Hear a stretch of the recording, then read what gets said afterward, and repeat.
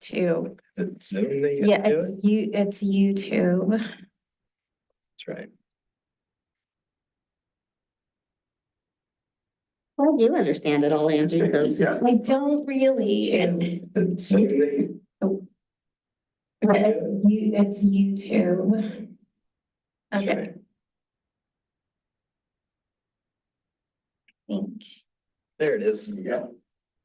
but it wasn't picking us up here. Delay.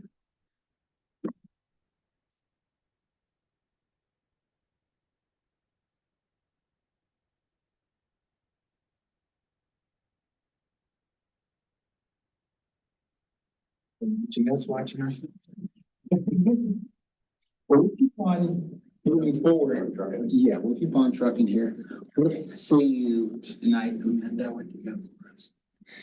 I don't know how much the PD monitors any of the community pages, but there was a lot of chatter on one of them this week about traffic issues and wanting increased enforcement going from 99 eastbound onto Sunset, where the two turn lanes, one is a hard right, and people tend to push out of that one pretty fast and try to merge in front of people. So I don't know, I guess it's an enforcement request or consideration for such in that area. Yeah, I think, I can't see, well, I don't know if anything's come across. We've talked about that in the past during the summer in the traffic safety committee where there's in the works, there's plans, and one of them seems the forefront, whatever plan is to end up removing that right turn lane. So that it forces the merge before then, mainly because the issue is as pedestrians cross, people in the right lane try to gun it to cut over. And it creates a big hazard if there's a pedestrian, especially if the car on the left is stopping and they try and cut over and don't see the pedestrian. So there was a couple different proposals, and it seemed that one of them would be to eliminate the right lane. You can still turn right from the straight lane, but to kind of force a merge before then, so it comes down to one lane. There's talk of turning off one of the lanes from 99, but that's a bigger issue. One of the left turn lanes, because now you have to go to the state, get ODOT to do that. So it's definitely been talked about a lot, and there's stuff in the works, and of course, they're all expensive. long-term plans. And long-term plans, exactly. So it's not just immediate. So the immediate solution is enforcement. And that's the challenge of where to sit. Right there, it's like, yeah, it's always a little tricky. And honestly, like, what are you gonna ticket them for? You're like, they both turn and then they just merge, but I mean, they gun it, but are they have the, Sometimes just our presence there Yeah. changes the behavior, but as we know, it's just temporary, but it's always better than. Right, sitting right there on that no outlet on that people turn right on if they aren't merging, right? You could sit right there. Where? Was that temporal? On that. It's Where the right turn is supposed to turn. Yeah, where the right hand turn's supposed to go and everybody cuts over to get into the other. Yeah, I think that's good. Does that sound right? Yeah. Okay. That's where I'd sit. That what you could be seen if they're paying attention or if they're not paying attention. Then you got it. maybe a traffic camera up there as well for insurance purposes and deterrent, because you would catch a lot of the folks that are doing those last minute changes. I think somebody on that community page did have their dash cam on and they posted that. It's on, is this on just the regular one? Yeah. I can't keep up with Yeah. everything. Yeah, I'm on two different ones, so it's like hard to track sometimes, but it's the bigger of the two. yes. Okay. All right, cool. And that was all I. Thank you. All right, Chris. So I already was lamenting about last night what I did because I have no life, but that was to sit and watch the Portland City Council discuss appointing Chief Robert Day permanently or for the next 3 years. And part of the discussion before had to do with the city's or the police bureau reporting on the Joint Terrorism Task Force. That Portland has very little engagement, but partial engagement. They're not totally not involved with that. And that's the FBI. It's been around since 2000 and it's for coordination. And of course, Portland is the only major city in the nation that doesn't have a full agreement to be part of this. They are doing some, but this new city council is amazing. I'll just put it that way. In a good way or a bad way? Like we were talking before, there's 12 of them now. And most of them have little or no experience in government. And most of them ran because of activism and some issue or multiple issues. And 4 of them are clearly anti-police. And so it was interesting, the discussion about the Joint Terrorism Task Force, and of course, given the new administration in DC and their perspective and we didn't have the new FBI director confirmed last night, but he was today. So there was a lot of that talk and a lot of that rhetoric. But probably the most enjoyable, since I was sitting at home in front of a computer, was the public comment from Portlanders before all this started.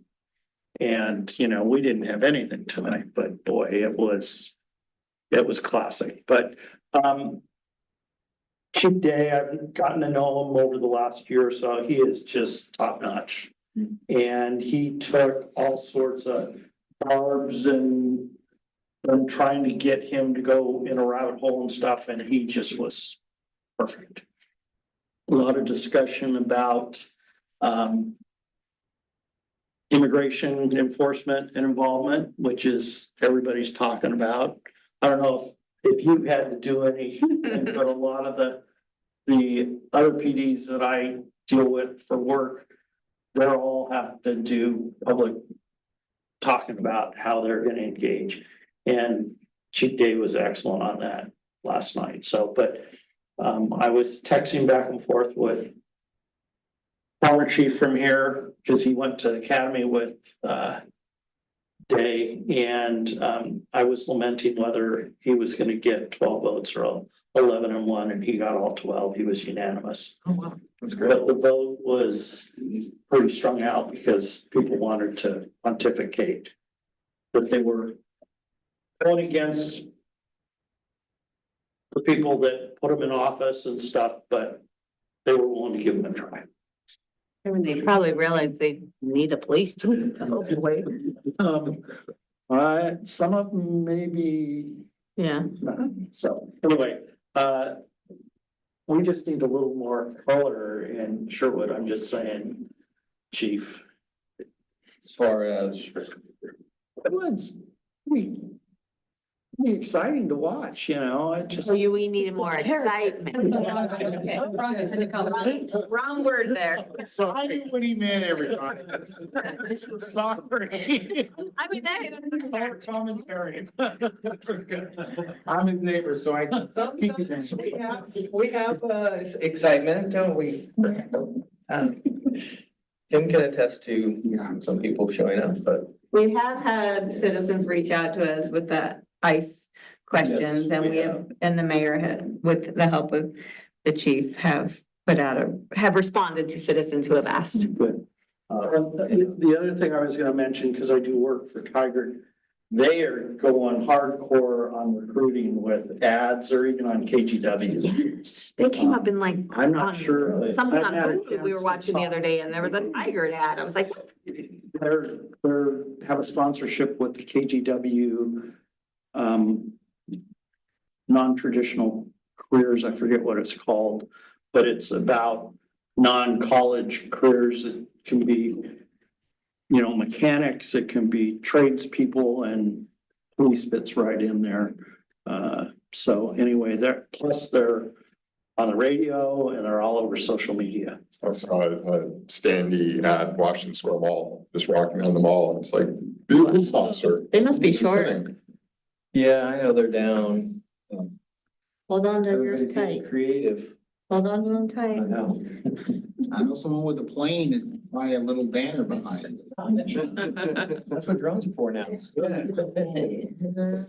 gotta get some more so they can work in conjunction with each other and spell out. Okay, I'm done. Yes. Thank you.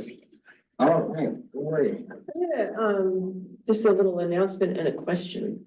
So the announcement has nothing to do with the police department. The Sherwood plant lovers having a seed swap on Sunday for anybody who likes to garden or have flowers.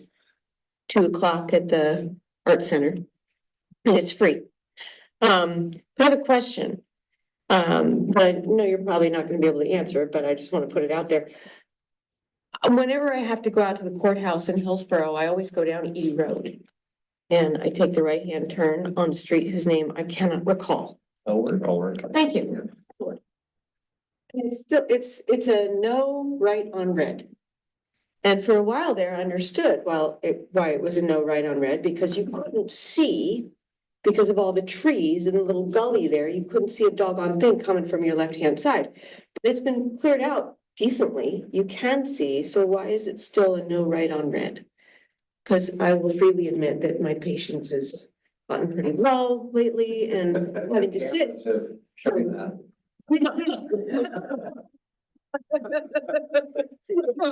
Why is it still a no right on red? This might not be an official answer, but I know that we did talk about that when the speed limit was being reduced. And someone brought up the same thing saying, well, should that right be removed? And it was just kind of like, oh, I guess we can look, further into that. But I don't think that there would be any warrant to remove it. Any specific reason to. It's kind of like once it's in place. And it would be the county. It's a county. I knew it was a But county. Edie Road is that part of Edie Road County? Or is that, The intersection is, county. it is? Yeah, so they dictate the lighting or the light and all the signaling issues there. But it was brought up and it's not in the plans to change it. It just seems like it's no longer necessary, but just my 2 cents. Contact the county. Do you need a contact at the county? Well, as soon as I do that, they're gonna let those trees become overgrown That's probably again, true. but, it just, You're, I was curious. if you're patient, that whole area is probably gonna change in 15, 20 years. Yeah. You're still gonna be going out there. I got 4 more months. No.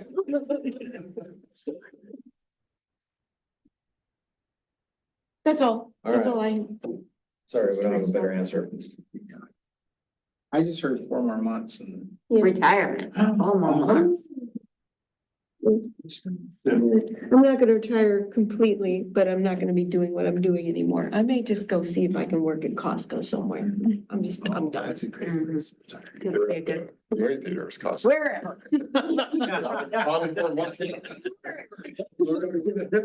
Or if you want to pour wine, I could hook you up. She would be great at that too. Right? Yeah. All right, Mr. Smith. We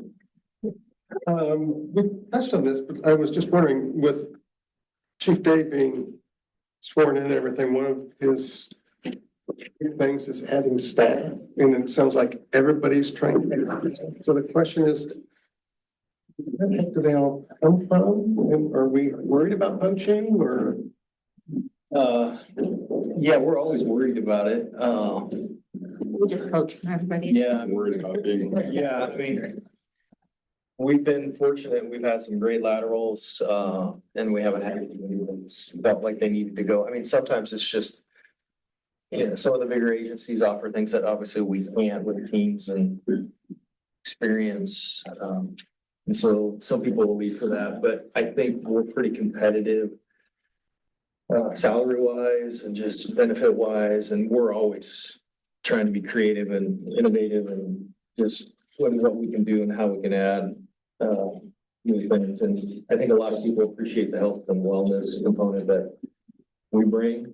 And sabbatical. Yeah, the sabbatical is a part of that thing, and so I guess to answer your question, we're doing everything we can to keep them here. And there's always new creative things to do. Everything comes with a price tag, and so that's the balance. So he answered some questions on that last night, and two things of note. One was that they've been doing events and just to talk to people about careers, and they've been filling up schools. The interest has been huge, which is interesting. He talked a little bit about the old days, people having 4-year degrees or 2-year degrees, and it's all about what's here and stuff like that today. So no more need for 2-year or 4-year degrees? I was gonna ask you about that, because It's not mandatory, so when I got hired a long time ago, like Multnomah County was one of the only agencies that required a bachelor's degree. And that was in the early 90s, and that wasn't really the norm. I mean, people were going to college, but not like they were or now. We don't require that, and most agencies don't, and it's spot on. It's kind of, how you can deal with people. I mean, it's really a relational job. And being able to think on your feet, and be able, I guess, write a report, which may be obsolete here in the next 5 years because you'll have AI to do it for you. They can do it today. Yeah. I'm kind of curious. This is an interesting area for me. In my work, I have noticed a huge difference in the way. I'm just gonna put it out there without being overly careful about how I say it. He's only got 4 more months, that's okay. No, I've noticed a huge difference in the way our youth are able to deal with strife. Pre-COVID, post-COVID. Yeah. Yeah. And so I'm curious, are you seeing any differences as a potential employer of younger people, how they deal with controversy, how they deal with difficult situations, how they deal with challenges? Because I see, and granted, I have a very specialized area that I work with. I mean, I deal with a lot of difficult situations, home life situations.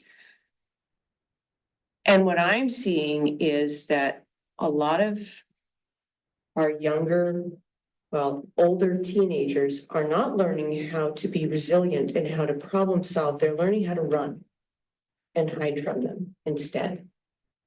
So when you see the younger candidates coming in, are you noticing any differences? Can't say definitively. I think that question that you asked has been around for a long time as far as the way people respond. The biggest thing is, can a person be assertive and be able to take control of scenes and people? And that is difficult for people sometimes until they're put in that position. And that's probably one of the biggest hurdles that officers have to overcome. They think they can do it until they arrive on a scene and it's chaotic and they have to make decisions and they have to tell you to sit down and you to go over in the corner and you are running around, it's, all these things that are going.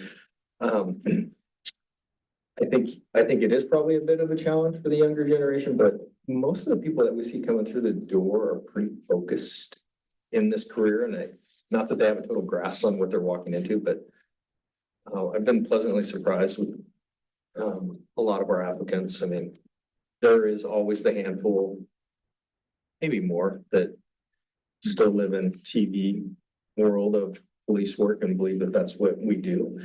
But I think it may show itself down the road here, probably a little bit more as this starts, because you're talking 25-year-olds really, 25 or less. And I'm trying to think. I guess our newest ones may be right around that thing, but they've been involved with reserves and some of those things, so they've kind of flushed those things out, but long answer your question, it's probably not even an answer, but I think it's inherent from the beginning of police work is that challenge, and then it'll probably be compounded with that, and it just hasn't really showed itself. And we don't see the numbers like, a Portland, where they probably have several hundred applicants and they're washing recruits right and left. We're an agency that when we make the investment in somebody, we make the investment in them. I mean, if they're a little slower and they need a little bit more time, we're not gonna dump them like some of the other agencies around there, just kind of getting through them. Because we want them to succeed. So if they have a challenge in an area, we'll give them an extra week or 2 or 3 or 4. And so I say that because we've been really fortunate. We don't have to release a lot of people, which is a good thing. Because as you know, it's a lot of money and A lot invested just by the time they. yeah. I talk about that the first year. I mean, you're pushing $150,000 of an investment on kind of an unknown. You don't know exactly what I mean, you have an idea and you're hoping it's gonna all work out and you hope you've done your due diligence and your background and your interviewing, but again, until they're on the road and they hit it and they get into those situations, there's no guarantees, but I'm working hard on that side of things. I just went down a rabbit trail for you, so. I'll add that Portland I know they're allowing work backs for like 2.5 years, because I have 2 friends that are doing work backs right now.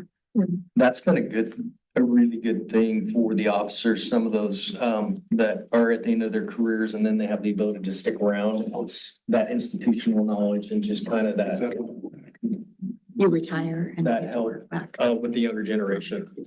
So it's been a really good thing. I mean, we have 2 on it right now. 2, I know, I was like, It's been a long day for you. The reason I gave you 3 is because I was thinking about the 3 retirements that are coming up this year, but I was like, well, only 2 of them are on it. So, yeah, great tool for, I mean, not only law enforcement, just in the Government. government, I know the city's taking advantage of it because we're kind of in this weird trend right now where there's a lot of eligible 4-monthers, ready to go. There's just Nobody to come in. yeah. I mean, you walk out the door and you take 30, 40 years of just a ton of knowledge that it's hard to pass on. Yeah, sure. Oh, speaking of which, since he's standing there, I'm just gonna embarrass him. If you haven't heard, Come on. yeah, come in. So. Great news. Speaking of retirement, so we're losing our 2 captains this year. So in the course of 2025, Dan and John will be going, and so we ran a process to backfill them. At which Corey was one of the successful candidates, so he will be one of our next captains. Which means he has to stick around for a while, right? Yeah, that was kind of the deal. I think we make him sign like 10, 15 years. In blood. And then Just kidding. The other sergeant, Blood, the blood part is Nathan Powell. He's been here his entire career as well, so he'll be the other captain. So, We've got 2 sergeants now. I gotta, yep, yeah. oh boy. But thanks for coming in. It was Yeah, nice to bro. be able to introduce you. Just get to see my face even more now. Sorry for that. He's okay with us. Yeah, I'm sure Ty will give you opportunity to sit in with us. Yeah. Oh, and many more. No, it's all good. Thank you. Thanks. We all sort of interrupted Mike a lot. I know. Get everything we just totally need. hijacked your entire I thing. tell you, I'm just sitting here stewing about it. I did have a question about the traffic safety committee, but it can wait until the safety committee. Sure. That's it, my turn? All right, I'm gonna make it quick. I'm gonna give a plug to the Art Center. That's just such a great attribute that our city offers out to the community. I bring my family there all the time. This month they had a Lunar New Year celebration with lanterns and stuff. It was very cool. And the Bubble Man was there. My kids have gone to that show twice now, where a guy goes on stage and does tricks with bubbles. But it's great to have these family-focused matinees. And I'm sure there's plenty of other things for all age groups. But I also noticed when I was there next week on Tuesday, the 25th, there's a blood drive happening. So if anyone is eligible and it's time to do it. At the art center? At the Art Center, yeah, that was a good time to sign up.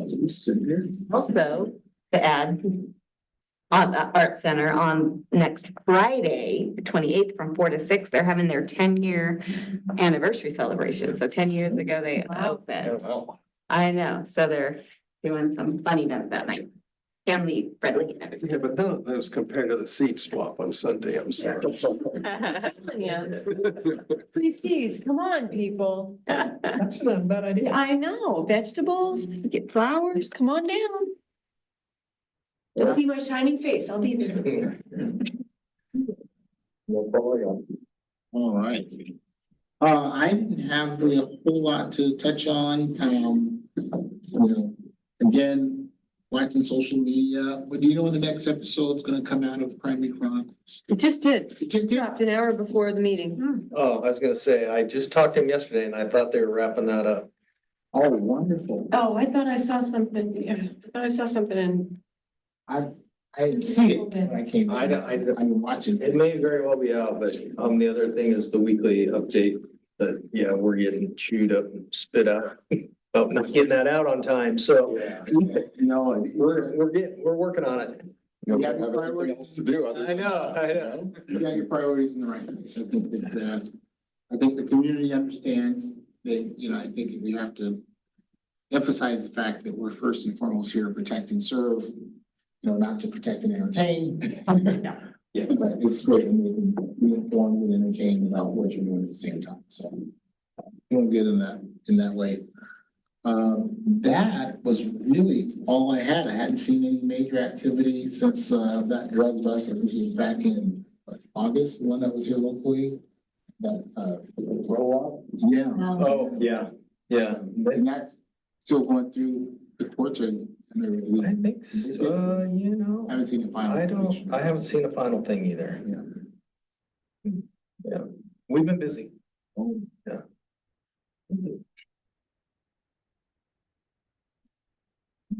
That's all I have. We'll move on to business. So December City Council work session recap. Both Richard and I were there. Yes, we were. Yeah. I'll think for a second. Who is this? A long time ago. Really successful meeting. I think it's always great to come together with the other boards and share ideas, share what we're looking forward to with regards to our plans and goals for the year, seeing how we can collaborate and work together. I spoke, Richard spoke, and just really emphasize the fact that, our police department is one of the core reasons and attributes of the city, and which attracts folks outside of the schools, is the fact that it's a really safe, well-run city. And all of you play a part in that. So thank you very much for that, your participation in it. But it's we're critical, what we do here really matters. And we have to stay very, again, well-funded and well-regarded, because if making changes in that regard, then the opinion of folks about the city could change over time. So I like to keep us front and center, in front of mind, to those who are on the council and the mayor, and I think we did a great job speaking to our value. But again, a bunch of great boards, a bunch of wonderful volunteers that really make the city what it is. It's always great to be a part of that. Did you have anything you want to add, Richard? In regards to the traffic or? Oh, to the December City Council work session. For the work session, the one thing that I found the most interesting was just hearing all the other boards talk about kind of their future plans and, you know, it's things like the Parks and Rec Board is already talking about what Sherwood West would look like, how they want to put another big Snyder-sized park over on the other side when that comes. And obviously that's, you know, years down the road, but you gotta start, you know, building those plans now. So it's kind of cool just to hear everyone and then thinking about that from our perspective. It's like, well, gosh, if the city's gonna grow, our police force is gonna grow. So, you know, it's just good to kind of hear and see the goals and the big picture that's happening. So that was, you know, a good thing to be a part of, I felt. And again, it just reminds me of the importance of, you know, having a voice and ear on some of those conversations. You know, you're talking about parks, you're talking about housing, you have to think about, you know, lighting and, you know, ingress and egress and all those things that affects how police, fire and medical get in and out of those places and are able to provide services for communities over there. So just again, another reason we're so important to the lifeblood of the city and what's happening here is because we still have to do our job in and through it all. We're interwoven in all those decisions. So but great time. December traffic safety committee work session recap. So the following week, the traffic safety committee was summoned in front of council. And Larry and I were both in attendance for that one. It's crowded. The main focus of it was the council is basically acknowledging that the traffic safety committee has kind of grown bigger than it was initially set up to be in a positive way, to the point where, you know, they kind of wanted to get everyone's opinion or view on how the board or the committee functions, and if there's any reason why it shouldn't at this point become a board on its own. And I think the ultimate, I don't think there's been an official decision or not, but the ultimate consensus was it should become a board. It should have a council person sitting on as a liaison. It shouldn't unnestle itself from the police advisory board. You know, it felt that there was such a strong connection between the components of traffic being cars, pedestrians, parking, anything involving moving around the city, and the police component to it. So that was the ultimate end discussion was, yes, it should get elevated up. Council will go through the process of doing that, and the police board will still have their hand on the pulse of what's happening there. So there would still be a liaison or two.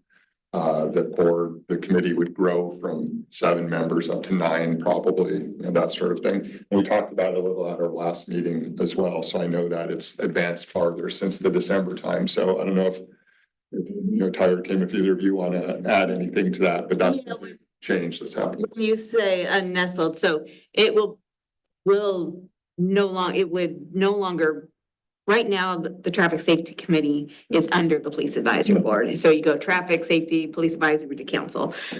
The goal is to create its own, so it would just be a direct line to the city council and be an advisory board to us. However, like Richard said, we acknowledge that there's a benefit to having a representative still from police advisory board on it. So I think the goal is to still continue that. And yeah, it is definitely in the works of getting it done. I think by July 1st to have that ready.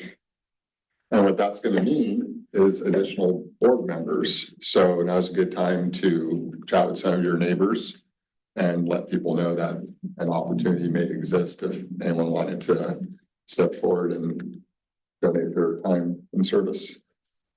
Yeah, and I think as it stands, 2 we'll commit 2 from the PAB to it. Only one would need to be present or both? Well, they would both be, I mean, it would be ideal for both. The issue that they've had is a quorum. And so you're still having an issue, even though you expanded, now you need more. I mean, if you go to 9, you need 5. And we went back in the bylaws and we realized that actually 2 were appointed from PAB. Voting members. And so. Yeah. So I think we're gonna stick with that. So we'll stay with the two that will go to the traffic safety committee. Now, as Kim said, I think that's slated for July 1. I know that the city attorney is working on all the documentation. It's really not a big lift. They're just changing some language and obviously getting, as Richard said, getting some people interested in being on it. So we'll get all that out here in the next couple months. So what you're saying is every time we see a comment about the traffic on the Facebook pages, You we should say should that the then traffic. respond.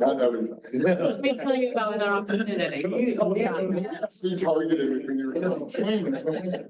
We learned our lesson last time. We got hammered about that. Just put Richard's name in the comments.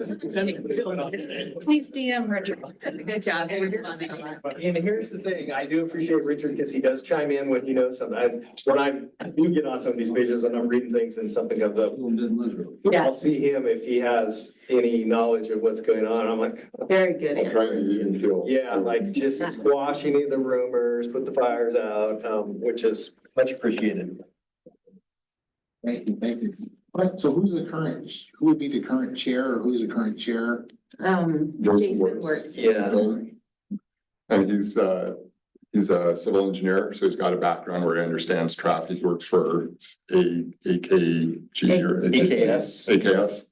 And they do a lot of work in the city here, so he has an understanding of the flow and everything. And that's one of the most interesting things about Traffic Safety Committee. We have people who work for the Bureau of Transportation for the city of Portland who are on it. We have people there's someone who works for Washington County who does signals, lighting. So, you know, everyone, I feel like I'm out of place there because I'm like, wow, I'm the least qualified person to see It's good to have just some average citizens who see things differently. I'm a. You're above average. I'm a. Sorry. When it comes to traffic, I'm a pedestrian, I'm a driver, I'm a bicyclist. I was just thinking of your height, but yeah. It's really cool. It's very interesting just to participate. You learn a lot. The fact that you have a city engineer there, you have, police captain and patrol officer there. There's usually a couple other representatives from the city who pop in and out. So there's a lot of knowledge that comes together in that room, and they're making the right decisions for the city. The current compliance officer who works with the city. Dan Miller. Yes, so is he an officer with the city of Sherwood? No, so there's two components. Dan Miller works out of the city hall, so he deals with more of residential kind of issues. Code enforcement, thank you, Kim. Yeah. And then we have Bill Collins, who's our community service officer, and he works out of here, so he'll go out and he has the ability to enforce parking things or issues that are more along the lines of law enforcement. Okay, so he would be more the traffic related. Yes, he could deal with some of the traffic stuff too. All right, does he go to the meetings as well? No. So who goes to the meetings is our patrol captain, Dan, and then our traffic officer, Chris Pierce. Yep. So he, if anything is traffic related, like 99 and Sunset, we would ask him to take a look at it. And he'll go out and figure out what's going on or put some enforcement. Not that other officers don't, but that's his primary job. Does the analysis and comes in and says, there is a problem, or actually there isn't. It's maybe a perceived problem, but I didn't catch any speed violators or whatever the issue happens to be. So yeah, he does a lot of sitting and watching and gathering that analysis.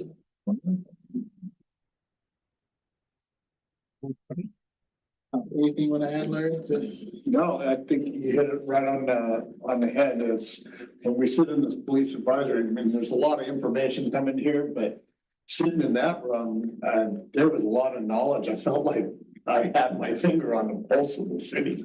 There was a lot going on, but there was a lot of knowledge, and it's neat. When you have a question that comes up, it's like, oh, there was 2 or 3 people that have the answer, and it was really neat. I think one other thing that as a city councilor, what we realized is having traffic safety committee under police advisory board with no city council liaison. We weren't getting, the information wasn't flowing up to us. Yes. And so like, gosh, we've never even seen a report from the traffic safety. We don't even know what they're working on. And so, and that's I mean, normally I would, if I'm the city, I would bring a report back to council at council meetings. We do council announcements and things like that. We're like, so that connection was missing there. So now you'll have a council member. Yeah, even though you guys come give reports here, it's just a snippet, right, of what takes place. So, yeah. Wow, so there's a lot of knowledge, not like when Mike. Yeah, really, really none. Stages. Okay. It's grown. Yes. And are all of the board members Sherwood residents, or is there a? Yeah. They have to be, yeah. They have to be good. That's like the number one requirement, right? You have to be a Sherwood resident. On most of our boards, most of our boards, I think there's always a one-off for a business owner. business owner Oh. or like the library board could have one that's county because it's county funded, so we can have one that's in the rural Sherwood. There's some one-offs, but yeah, pretty much. Councilor news. Oh, I didn't give the regular TSC update. That was just, Sorry, yeah, yeah. that was just the December. I'm so sorry. It wasn't much to say. It was very routine. We closed a couple things and some of them were addressed before the complaint even came in. Or before it came before us, before our meeting. So it was very easy. We just kind of went through, closed some things or pushed some things off until there was a chance for some analysis to be done. The big exciting thing to come out is we talked a lot about the pedestrian bridge. March 8th is the day it's moving. So that whole weekend, Friday, it closed the whole intersection of 99 up to almost Miami closes from 10 p.m. Friday night until 5 a.m. Saturday, or Monday morning. With the 8th being the day that the actual moving it all over. And the engineers said that he was going to, at our next TSC meeting, he's going to ask the vendor for an hour by hour breakdown of what that weekend's going to look like and let us know if anyone is interested in showing up and watching and trying to see some of the excitement, where would be a good place to stand and what would be a good time to show and that sort of thing. So watch on YouTube, everyone out there, you might. Yeah, maybe in that right-hand turn lane. And that's another issue is it's going to cause, the official detour is going to be Elward to Edie, but people are also going to go Sunset to Pinehurst or Woodhaven. I mean, so It's gonna be a little chaotic. things are going to be messy, that's for sure. So if you can avoid that and head the opposite ways and not try and get right to 99, that'd be beneficial to you that weekend. Or stay home. Did you have a TSC question? Actually, you nailed it. Oh, okay. Or had status, traffic safety committee, separate standalone board. So you, that's for that right away. Got it. All right. Absolutely. I'm done. What's the councilor, no? Well, what came out of these December city council goal, work sessions that Brian and Richard were talking about is then in January, we had a goal setting session with council. We have that on Saturday for about six hours. We bring in a consultant, helps us set our goals, and we use the information we get at those work sessions to help us inform some of our goals. We want to make sure that we're listening to you guys and you guys know what our goals are so that all components are working together. Nothing's in a silo, hopefully. Came out of that work session though, I think the mayor hit the nail on the head is sometimes what we're realizing is there's some committees that are working on things in tandem that could probably benefit from work sessions together. Like sometimes planning commission might need the traffic safety committee in on something. And so just figuring out, or the parks might need traffic or the parks, of getting groups together more often to collaborate. So we had a work session last night on our goal setting session with our goals just to fine tune them, and then the final goals will come out. Probably vote on them at the next city council meeting, and then they'll go live on the website so people can look at it. I was fortunate enough to be reappointed to this board again for this year. I mean, because I requested it. But we do, if I do miss a meeting, our new alternate will be Doug Scott, so you might see Counselor Scott for a change, which is nice. I said, most people didn't, the mayor's really nice. He just sort of says, let me know if you want to switch assignments, reach out to another counselor, see if you can work it out. And I said, since none of us really wanted to leave our assignments, we're all happy with our, I said, maybe switch up with the alternates so that the boards, each other counselors have a chance to see what the boards do, you know, because we all get a little set in our ways, you know, so anyways. We also had a work session 2 meetings ago on creating, and one of our goals is creating a youth advisory committee, youth advisory board for council. So that is in the works. That one's gonna be really, really exciting. We're actually taking 5 youth, 5, I think, high schoolers with us to DC in March, that weekend, that we don't need to be on 99 because we're not gonna be here. To National League of Cities, they do a youth portion back there, which is gonna be really neat. And the high school helped us choose some students, but So does the city fund that? yeah. Okay. I think the school district pays for their chaperone, Okay. because they send a chaperone as well, we send a chaperone. And then it goes, the youth has a section, and then city will go a few days after that. What's exciting about that is when we have our youth advisory board, then we'll be able to choose people from our own board to do things like that. I don't know how many of you guys know about the community enhancement grant program that the city has. It's funded through Metro, a collaboration with Metro and City of Sherwood. We get like $1 per ton that comes to this grant program, and we usually have between $80,000 and $100,000 a year to give out to nonprofit groups, policy advisory boards, and that's, if you know any nonprofits, application deadline is April 15th. It's on the city website. Just Google Sherwood Community Enhancement Program.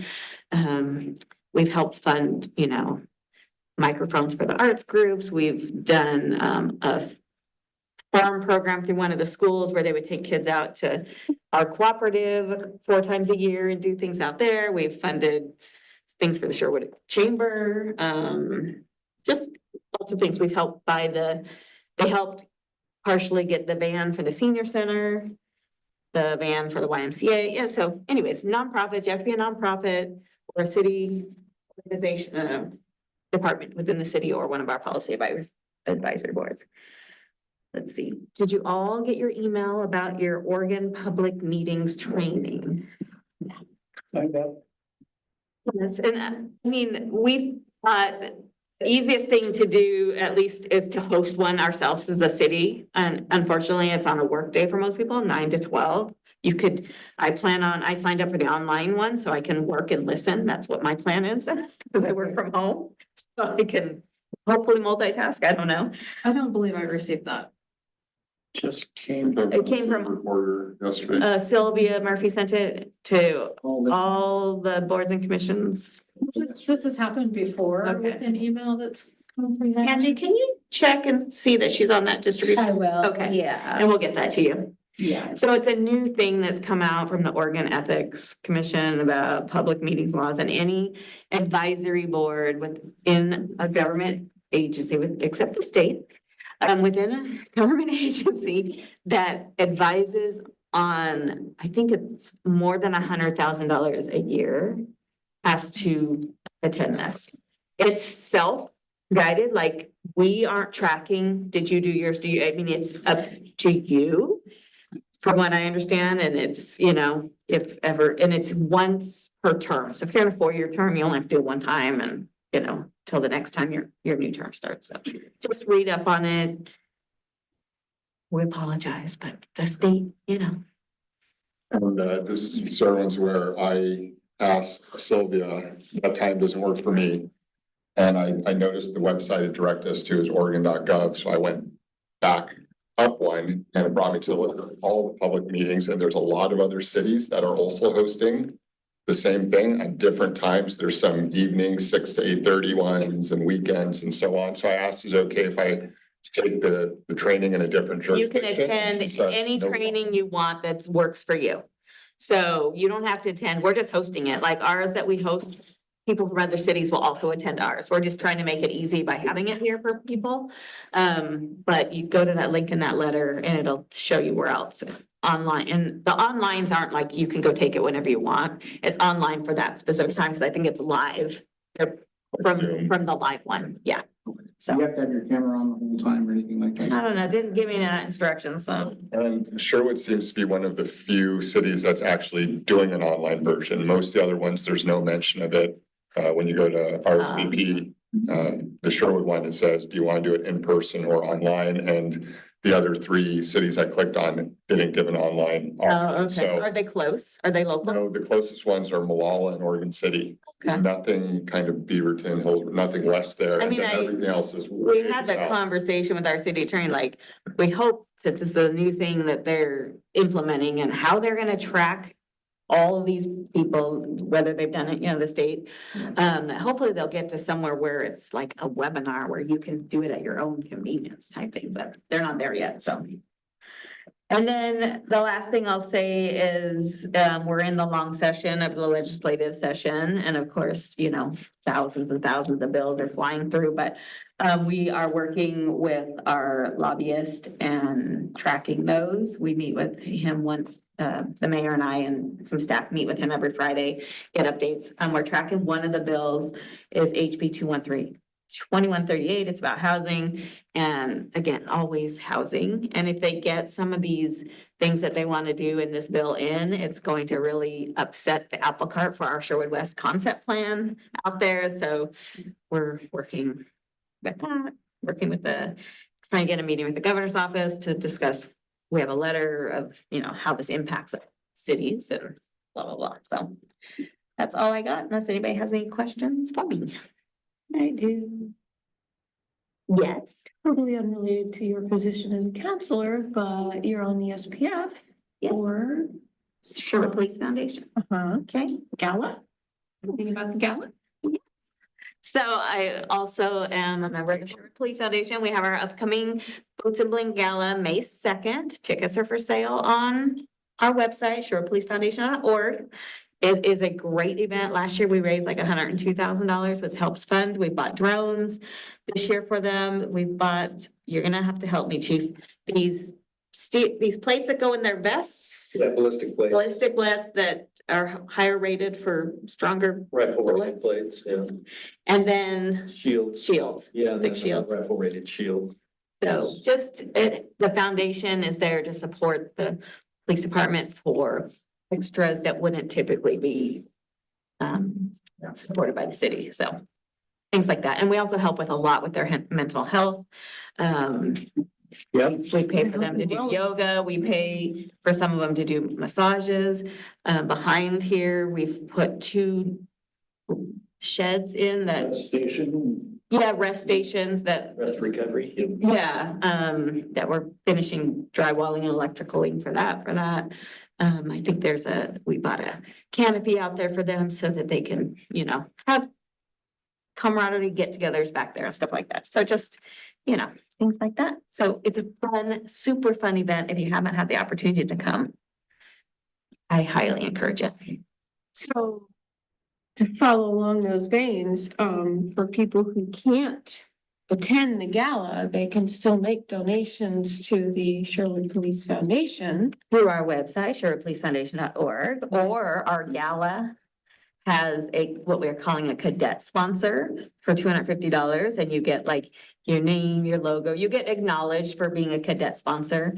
But you don't get any seats because it's just our smallest sponsor, but you can donate any amount through the Sherwood Police Foundation website. So Chief, my question to you is for anybody who's listening, do you have an ask for this year that might garner some interest in the public? People want to try to donate to help achieve the ask. We might still be working on that. I know. I tried, man, I tried. We are kicking around some different ideas of what that might look like. It most likely will be in the health and wellness arena, just some of the other options, some of the either training or tools or things that we can utilize when we're here. I mean, there's just a lot, and then trying to figure out exactly what the costs are, and so we don't have I can't say specifically what we're gonna, you're talking about the paddle raise, I think is what you're saying. Well, you know, Or I'm just talking about overarching. the paddle raise, yeah, but I'm also, you know, part of our function is to be the liaison between the police department and the community, so what kinds of things does the police department need, whether or not it's going to be the specific ask for the gala? I think it would help the public to know these are the things that our police department needs and needs to work toward getting, like, I mean, just off the top of my head. Are there items that the cars need, you know, to outfit the officers properly? Does one car have one thing that's necessary and 3 other cars don't have it yet, but we need to get it? You know, these are things that I think would be important for people to know, because otherwise, where are they gonna hear it? You know, what does our department need? How do we make our department be the best it can be for the current community and for the community that we are expecting that we grow into with all our advancement and development? Yeah. Not to put you on the spot or anything.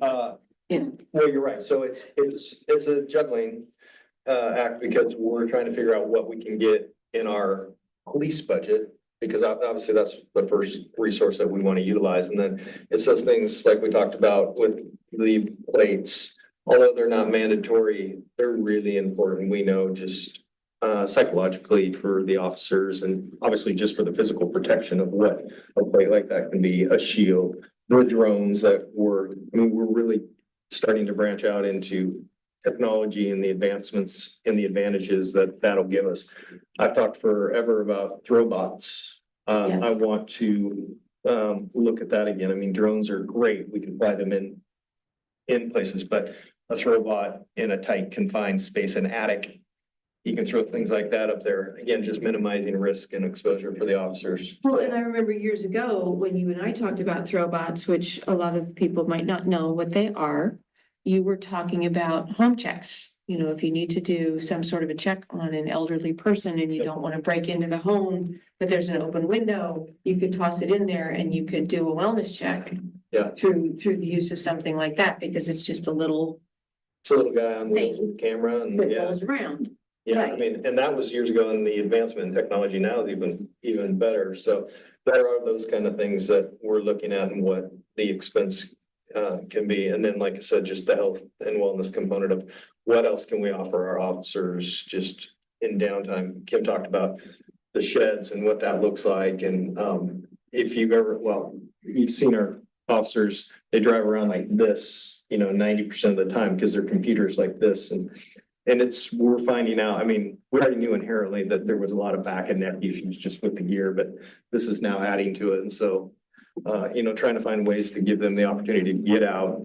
I'm a big proponent of trying to get them outside. That's why we have a gazebo out. It's a gazebo, something what they call Yeah. those things, right? Yeah. I really want them to get outside. And I mean, we have technology that allows them to have a laptop and sit there and write their reports and, provide an environment where they can sit out there and get some sunlight and get out of their car and not be in the confines of this building and do their work. So it's some of those things that I can't put a finger on exactly what we need. I mean, I have some ideas, but I'm just.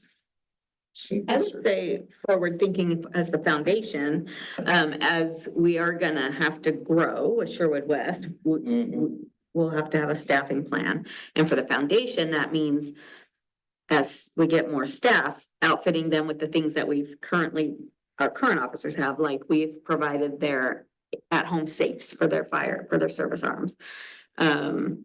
Outfitting the cars with the things that we've already, getting all the best. So we have to plan to have some money available as the department grows also to continue outfitting for the things that you've been part of helping provide, so that our officers all have. So those plates, they all have expiration on them, which I think is a marketing.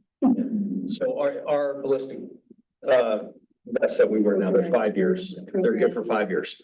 So every 5 years, we have to rotate through them. They last forever. The warranty expires in 5 years. So nobody ever wants to take a chance Right. with those things. So every 5 years, every officer gets a new vest.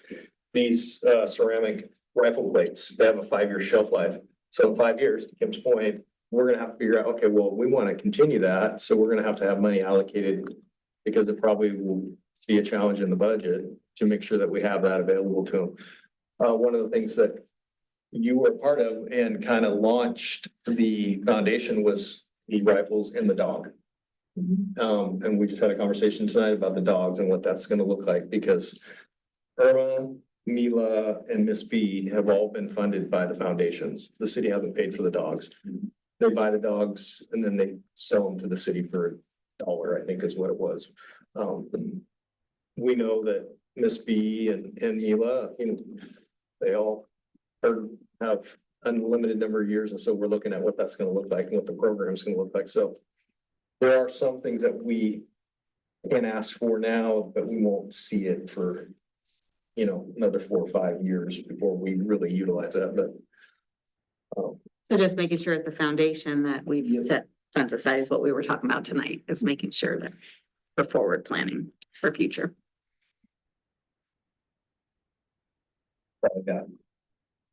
Are the cars kitted or do the officers have thermal imaging cameras, for example, if they pull up behind the car where they can see if there's multiple parties in the back, somebody in the trunk type of deal, or?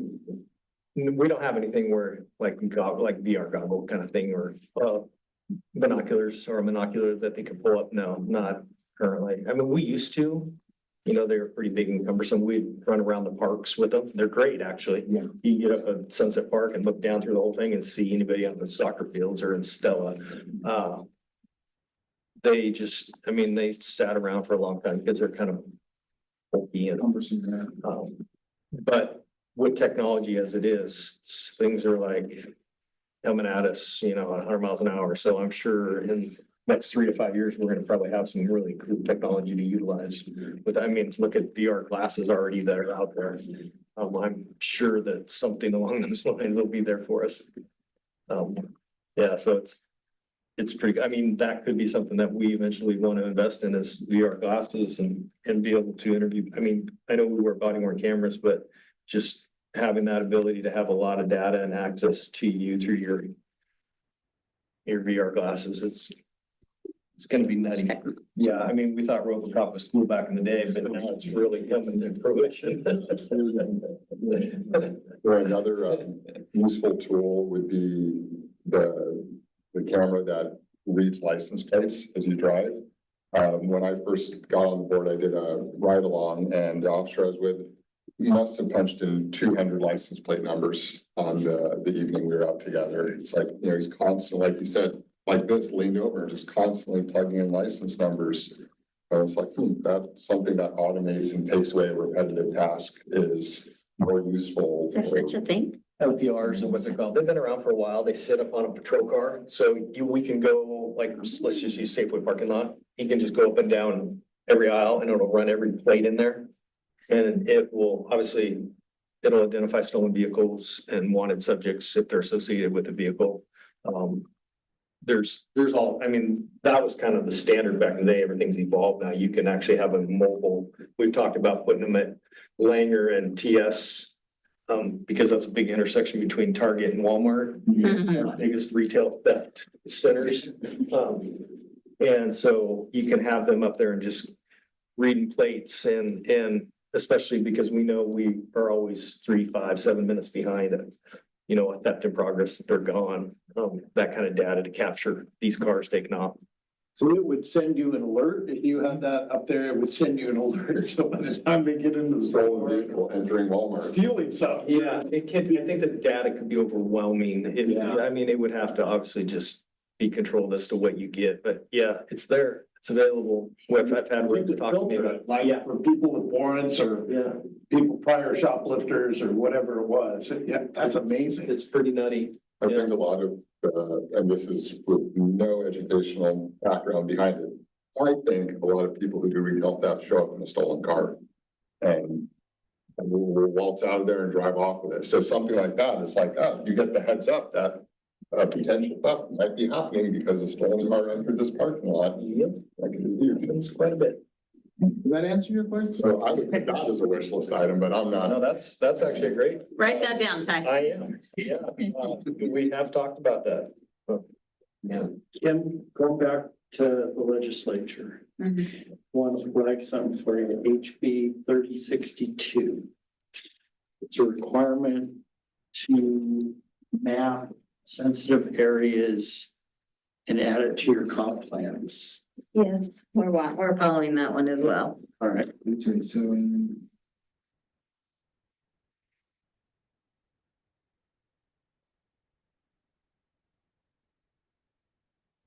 Get to the exciting stuff. Yes, I got a lot to say, so I'm gonna talk fast. Okay, I want to circle back to the immigration question. I meant to send you guys our policy on it. Nothing has changed since we implemented this thing several years ago. But for your edification and clarification, what we are prohibited from doing is engaging in immigration enforcement. So we do not and cannot enforce federal immigration laws or detain individuals based solely on their immigration status. Number two, holding individuals for ICE without a judicial warrant, we cannot do. And using our local resources for immigration purposes. So Oregon law prevents us from using department resources to assist ICE with immigration enforcement actions. What we can do is we can conduct criminal investigations. If a person is named in an ICE record and as a part of a local criminal investigation, we can request information from ICE just to further our investigation. We can execute federally signed warrants. So if there's a warrant for a person's arrest under a certain federal criminal immigration status or statutes, and it is signed by a federal judge and not just an ICE official, we can arrest that person, we can enforce that warrant. And then we can share public information. We can provide information about a person in custody to ICE if the information is publicly available or if we receive a valid court-issued subpoena. So it's, The little may or shall. we can. Have you ever done that before? No. Federal warrants? I can't think of one that we've done. The other thing that has come up, so you may or may not know, we have an officer that works with the DEA. So, he's on the federal drug team. They put out a statement that it's pretty specific language, but he doesn't take any part in any immigration enforcement. It's strictly on the drug stuff, so that, we're making sure that our officers are complying with Oregon law on that end as well. That's like a task force that he's a part of with the DEA. Yeah, So he's fully funded by the city. yes, yeah. But as far as the ICE and immigration, if there's anything going on, and so he's not the only one. So we have Tigard officer, Beaverton officer, county deputy, they're on this team. They don't participate in any of that. So I know some people have asked about any federal connections with that, but So Chief, just to circle back on Richard's question, that's fully funded by the city. Some people might wonder, well, why would we do that? But there are benefits that come back to the city. yes, there are. Well, there's, so the biggest benefit for us is, and hopefully I can share some of this information, is the amount of drugs they are taking off the streets. Unfortunately, it's just a fraction that probably gets through, but we know that 99 is a major thoroughfare to the coast. We know that obviously I-5 is a huge corridor, and so they're taking people off right and left with just incredible amounts of fentanyl and heroin that we know otherwise would trickle down into here, yet we still have. Biggest important reason, yeah. Yeah, I think our officer was just recently, I think it was the second largest deal they had. They took a bunch of people off, second biggest drug rip they'd had in the state. So they're doing a lot of good work in that arena.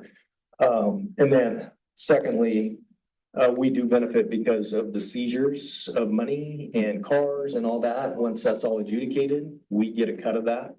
So we get some financial benefit from it, and it takes a while because obviously these are 6 months, a year, 2 years down the road when a finally goes to court and it's adjudicated, but there is that financial impact. And then they also reimburse us for any overtime for him. So it's kind of nice. So the federal. Yeah, up to 20 grand. He hasn't hit that. I mean, come close. It's a very taxing job because they go up on what they call T3 wires and investigations where they just have to stay on people and things for 20, 30, 40 hours at a time. So you can be busy for long hours and it's a lot of work, but very much appreciate what they're doing. And like I said, it's frustrating because I know what still gets through. I'm like, but thanks again for letting me clarify that. But yeah, there's a bigger benefit sometimes than just, we just don't see it a lot of time, but. When he goes out on task force events, do they have to backfill his position as patrol officer? No, so he was a detective, so he was already out of patrol. We just attached him to the DA. So, and he still does come back and work cases. If we have anything significant going on or if we're getting a little heavy with caseload, he can come back and work them. So it kind of benefits us in both worlds, right? Yes. Okay, so thanks for letting me just clarify that on the immigration thing, because I know that it gets asked and yeah, I'm sure it'll be a topic for several months. Two new hires, Jameson and Jessica are start Monday. So if you may or may not recognize those names, but they are two reserves with us. So our program is working as we'd hoped. They get to come in, they get to experience what the job's about, and if they want to pursue a full-time career, we know them. It's good. We talked earlier about kind of our return on investment. This is a great way to do it because we already know who they are and what they're about. So excited to have them. They go to the academy in April, come back in August, hopefully hit the road solo by November. They're swearing in for them? Yeah, Wednesday. Oh, did I ever do that? Yeah, next Wednesday. Oh, we'll put that. Angie? I was told it was gonna be like a really short half-hour thing. Oh, okay. Because we have training after that. I think there's a lot of moving parts. There's a lot of going Yeah. on. If we can get something out, we will. Okay. Okay. Right. So that's that. We got bowling with the cop, but we can talk about that next month. It sounds like that's gonna be April 14th, so that if people are asking. Or if you want to just pump that up a little bit, that'll be at Langer's. Don't ask me the time. I think it's at 4, maybe 5. But we'll get more out here in the next month on that.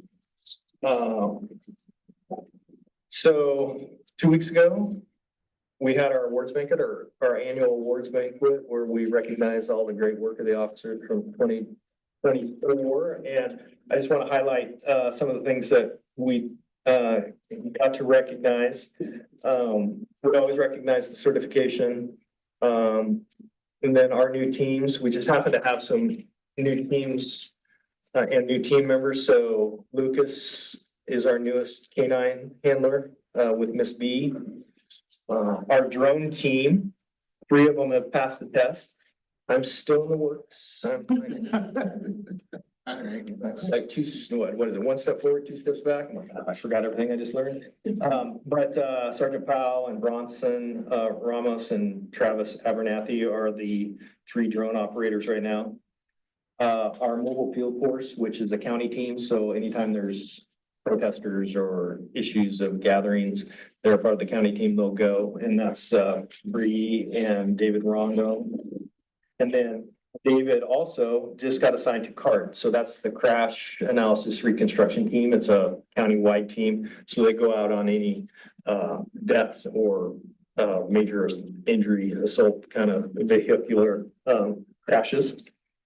And then I know we talked about this, but MHR team, our mental health response team, Amy was assigned here just a couple months ago, so. A lot of shaking and moving with the teams and adding to some of the county teams, which is always beneficial because we're always asking for help and there's a lot of give and take with that, so. And experience for the officers. I mean, they get to see something and be a part of something a little different, so. Super cool to do that. We have special recognitions that we talk about. Probably the biggest one that everybody heard about that we got to acknowledge was, if you guys remember, the gentleman and the dog that was hit.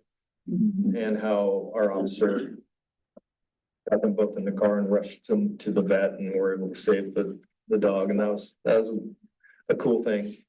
I want to back up and tell you how this happens. So throughout the year, officers will submit recommendations of awards.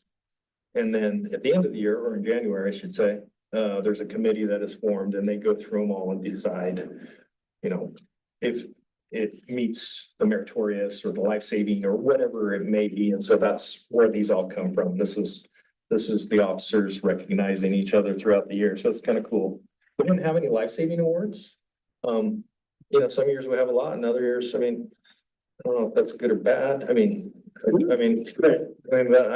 say that, but you know, you still had unfortunately deaths within the city, but none of them I think were where we could get to and do what we do with the AEDs and whatnot. I just talked about the DEA thing. One of the things I want to talk about, and one of the things I think is really cool is one of our officers had a shoplifting case that resulted in drug arrest with it. Had, I think, 4 ounces of fentanyl and a bunch of pills.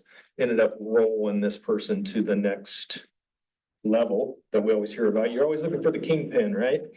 That led us out into Yamhill County, in which the DEA, our officer, got involved in, which now led down south to the kingpin. And so this one's ongoing and sounds like it's got, what was really cool is, our DEA officer said that this particular group, it was dead in the water because they just had lost everything they had. And so this resurrected it with this simple shoplift and this officer's due diligence and getting things moving. And so, so that thing's back up and going, and we might be able to get some big arrests. As a matter of fact, I think they said 10 years or more for a couple of these people that they already have in custody. So pretty cool stuff. We had a Sherry's armed robbery back in August. I don't know if you guys remember about the gentleman who walked in. Actually, I think he robbed a couple Sherry's. It took a bunch of people and just some good, I mean, people can say, well, this is your job, this is what you're supposed to do, but there's a lot of extra effort, just some really good police work, and people appreciate being acknowledged for that. And this group did a great job of tracking that down from detectives to Sheena, our evidence tech, to Ben and them, and so they were recognized. We had a meritorious award, and that went to Amy Lawrence for the work she did on a lady here in town who was having a lot of mental distress, behavioral issues, destroying her house, just really putting herself in danger. And Amy did a lot of work on vacation, off duty, making phone calls, working with the hospitals, and eventually getting this lady the help that she needed. And it was, she didn't have to do, I mean, she didn't have to do all that she did, but she just felt, you know, this was like the right thing to do. And we all knew that this lady was declining rapidly. And so it worked out great. I think she's doing better. But yeah, and a lot of that has to do with Amy's work. So she got to be recognized for that. The General Staff Award went to Sheena, our evidence tech. So the General Staff Award is somebody that is not in patrol. So it's upfront staff, Sheena, who's our evidence tech. The sergeants are included in that, and then the CSO. So they're like this little group that is considered general staff. but she was selected this year. If you haven't got a chance to know her, she's awesome. She's come in and whipped the evidence room into shape. She does training. She's always just like trying to find ways to be a little bit more efficient and effective in what we do. So she was recognized for that. Isn't she also newer? Yeah, she came from Yamhill County DA's office. So this is like, she's just in her second year and she's done a fantastic job. We didn't have a police officer of the year this year. And then an award last year that we had started was The Rock. This was something that just kind of, somebody that was recognized and, or just, it wasn't about the tickets you wrote or about the arrests you made. It's just about somebody who's just really solid within the agency, somebody that could be, you know, a mentor for a lot of people and just was always there, always encouraging, willing to do whatever it took. And so this year, it was super cool because Sean Perry, if you remember, he just retired this in August of this last year, and they voted for him to. Did he come out? No, but he came by Zoom. We got him on Zoom and we sent him his award. So it was really neat to be able to bring him back and honor him for that. And then the last award is the Chiefs Award, which I get to pick. It's just somebody that throughout the year, I just observe, and it doesn't have anything to do with, you know, stats necessarily. And I ended up picking Preston Newman. So he's the middle school SRO. He's just stepped into a role and just done a fantastic job. Not only does he just get down and I think you may have seen him on Facebook the other week, you know, he's tying a student's kid. I mean, that's just who he is. I mean, it's just, you know, you take the cameras away and he does all those things and more. And then just what he does here in the department and looking for, you know, how he can be a positive impact in the future. So he is who I chose for that award. So it was fun to do.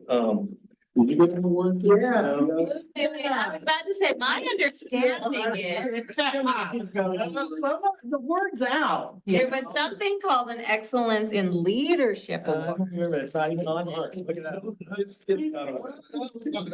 And I think like the department came up with that. Correct me, right, Angie? There was a lovely nomination written up for him, and so, but we didn't have an award title for it, so it just seemed appropriate to title it Excellence in Leadership. It was very nice, and so he was very surprised. He thought it was a word Very well deserved. It was really nice, yeah. Yeah, well, Very Much deserved. it's not even much on here. deserved. Yeah, we were gonna let you It's off. on my I wasn't gonna miss it. Yeah, it was great, yeah. Well, thank you. I appreciate that. Before we jump into this, so one of the things, the final team award, somebody nominated the Sherwood Foundation for all the things that they've done for us. And in particular, just this year, somebody wrote up and wanted to nominate the foundation and recognize them for everything they've done. And so we had the honor to recognize those that were there. And then I know we have a couple that are still missing, but we have two sitting in here that we also wanted to recognize that one is still current and one apparently is retiring from everything. Except seats. So they ended up getting a shadow box.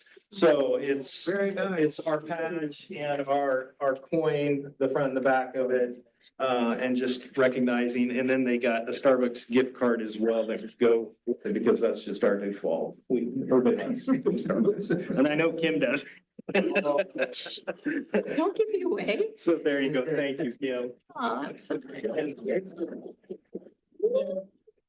so Lee, who is, you know, just one of the cornerstones of the foundation. Yes. Since the day one. Yeah, so same thing here, and obviously he's sailing off into the sunset apparently, and retirement and all things, but I'm still around. You can't get rid of me. Yeah, and then the last other board member, you guys know, are Renee Browse, city councilor as well. So she will be receiving one. We just haven't been able to connect because it sounds like she's traveling a lot these days. She's traveling a lot. But Congratulations. yeah. Okay, we're gonna have to get busy. Oh, boy. One last question. Yes. before we move on. The SROs, do they ever go to the IA, What? Independence Academy? I don't know what that is. Okay, we'll talk after. All right. I might know it as something else. I know they go to an SRO, Yeah, they go to the conference. conference. Annual conference. No, the Independence Academy is for the kids who are between the ages of 18 and 21. It's right up there in the old district offices. Oh, do they ever go visit that site? Yeah, do they ever go visit that site and I don't- those kids? I don't know. But those, Sorry, I misunderstood. I thought this was like a conference or something that they, okay. Yeah. I'll check. that would be a really good group of kids to connect with. Yeah, I didn't even know we had one. Okay, I don't know Oh, what I I'm doing. think, share, I think we could do to share the screen down there in the bottom there. And we won't have to, sorry. Oh, am I going too fast? What should I? Give it to Ann. Well, I don't have a lot of experience Just in this, click it. honestly. Just a quick.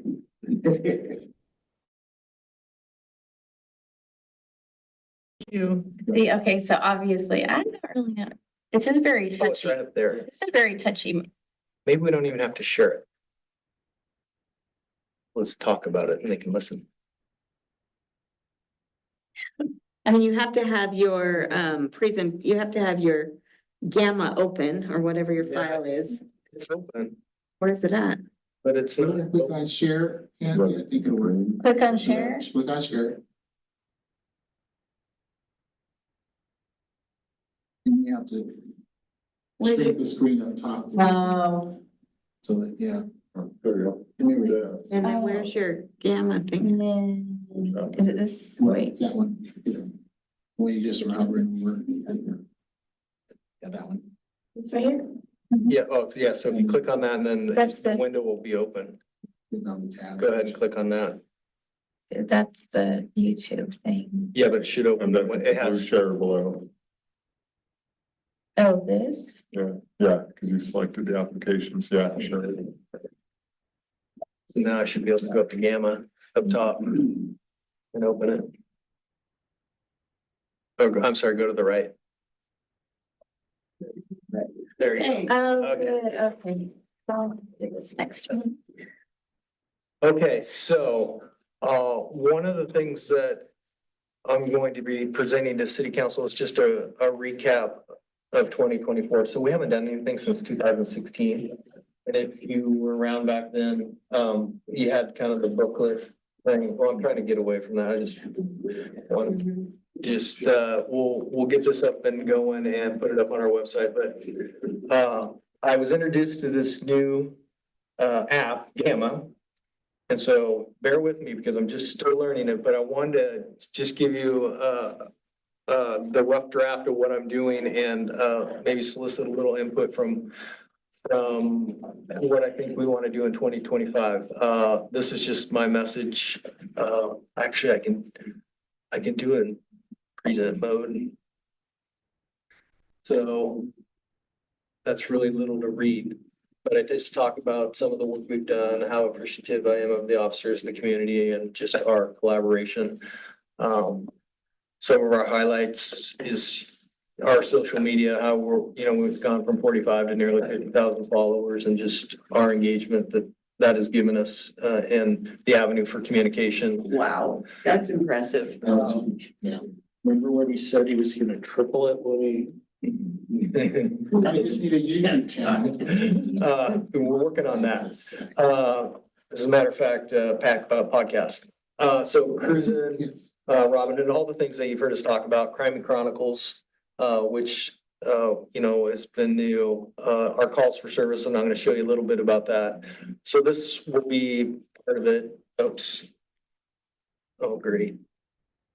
So this is this year, 19,201 calls for service. That's a cumulative of our calls for demand. So anybody that dials 911 or non-emergency and our self-initiated. So the self-initiated is the 13,588. The dramatic increase in this year is about the 4,000 more traffic stops that were made. That's a lot of traffic stops. And I preface that with the fact that we were down almost 2.5 officers for the entire year. From injuries and FMLA and military. I did all the math. I think, anybody that works these equations out, I think we run at about 74% per officer. That's about what we get out of a body. So we talk a little bit about that, and then you can compare that to the last few years. So in totality, we're trending up. This is, we're trending up. This is 2024, 2023. This is the calls for service that I talked about. We were down about 700 calls compared to last year of people dialing. And one of our goals was obviously to reduce retail theft. Although I'd like to say that we made an impact, I'm not sure if that's necessarily true because we have known that all the heavy retailers have had a really high turnover in their LP, their loss prevention. And some of their policies have changed. And so we have not had the call volume necessarily that we've had in the last couple of years. But I know that they have some new people in place, so that could have a slight impact. What's interesting is I've gone back 4, 5, 6 years. We stayed around 6,000, 6,500 calls for service just through dispatch. You guys bring up a good point of what's that going to look like in the next 3, 5, 10 years. Done a lot of mining with the data that I know potentially could come, and we're going to have to definitely add some bodies. And how are we going to fund that? What's that going to look like? So I know we've talked about some of those options. Is it fees? Is it levies? All for further discussions down the road. But that is the last 3 years there.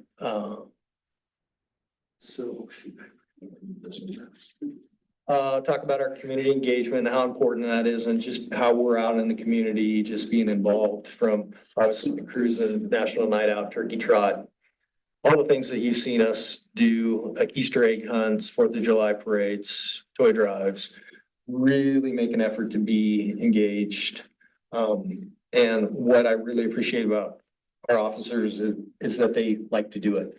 I mean, they're excited to get out there and engage with the community and have conversations about where things are at. And so, and I think it's reflective there again, and just our social media presence, and it's just a really good blend. I mean, because we're trying to be professional and a little humor here and there and doing what we need to do on social media. But I think we're no different at these events. You get it.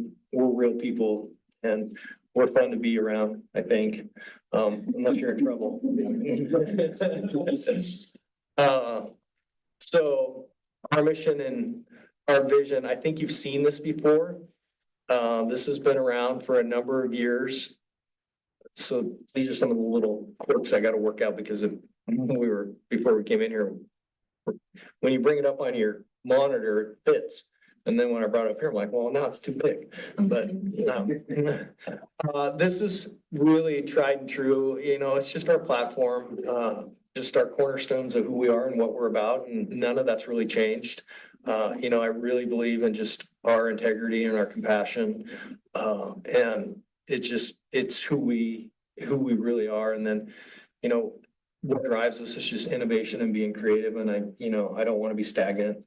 I want to make sure that we're looking towards the future and doing what we can, not only to be more efficient and effective, but healthier and safer. And that plays in with the health and wellness component as well. And then obviously all the things that we do on a daily basis here. So that is that. Talk a little bit more about just the core values and he's all fuzzy now. Shoot. Whoops. So technical glitch I'll have to work Yeah, on. the trial run. But some of the goals and accomplishments that we had throughout the year, and then some of the major milestones, just really our partnership with the school district and our interagency task force that we're committing to, and giving our officers some more exposure and experience. Obviously, the SRO, the second one is in its second year, so it's not brand new, but it's really up and running, and I think we're seeing a lot of great interaction and feedback with how that's going across the board with both of them. So excited about that. Obviously, I talked about our mobile field force and our card. I talked about these, geez, I wonder if I'm gonna be able to use this, the K9 units, the drones, MHRT, and then the SRO. So just the importance of those and the interagency collaboration of them. Darn it, that's my favorite picture too. I love that. I'll show you how to fix it. I'll show you. Oh, good. So one of the things I wanted to talk about and highlight, and you've already seen all these stats, but for anybody that hasn't seen it, I really want to highlight, what MHRT is doing as far as the impact they're making, a positive impact they're making in the communities, and how we respond to obviously hundreds of calls with these behavioral health issues, and how they're able to get there and the resources that they have at their fingertips. And I know I talked about this last time, which is probably the greatest thing. This is South Cities. I don't know why, because that's in the way. Oops, can I do that? I think you can click and drag it. Can I move you? Yeah, we can- I guess you're stuck there. Uh-oh, something's gonna happen. Most importantly, this is what I'm proud of right here, point 3. I guess I it's told you. very slow.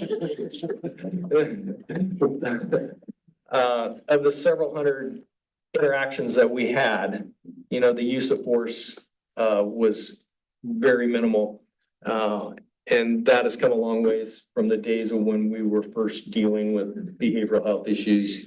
Because we didn't have a choice. You had to go to jail because there were no tools, and we just didn't know what we do now. So I say that because one of the things that we require officers to do is go to the CIT training. So it's 40 hours, and it's all about behavioral health and how to deal with a person that's in distress or having an issue, and how to talk to them and recognize maybe what's going on, and then finding resources. And the really cool thing about it is at the end of the week, they actually go through role playing. So you have instructors and other students come in and they role play these kind of issues so that you can kind of get a firsthand experience of how you should talk to people or how you address them. And, you don't think about how, your tone or the words you use and the things that we otherwise didn't think about back in the day. So how many was that? That was one incident for 200 and, is that us? No, it's the next one down. Yeah, I was like, what? That's not right. And of course it's right there. It's right. Gosh, darn it. No, you can minimize the picture if you. I'm gonna do that. Oh, 320 to 1, yes. So, Yeah, that little dash Yeah. you could minimize. On the top left. of the- oh, there we go. Thank you. So, I think this is really cool. And this is, across the board countywide. I think it's a big deal. I think it's important for our community members to understand how we work. And what's really cool is that Tiger and 12 are very similar. Obviously, we cross over and we go all over the county. I mean, we can go all over the county with a team if necessary, but our main priority is Tiger and 12 and Sherwood. So, and then what's going on? Trying to figure out why Tualatin wasn't represented in the month of February through September.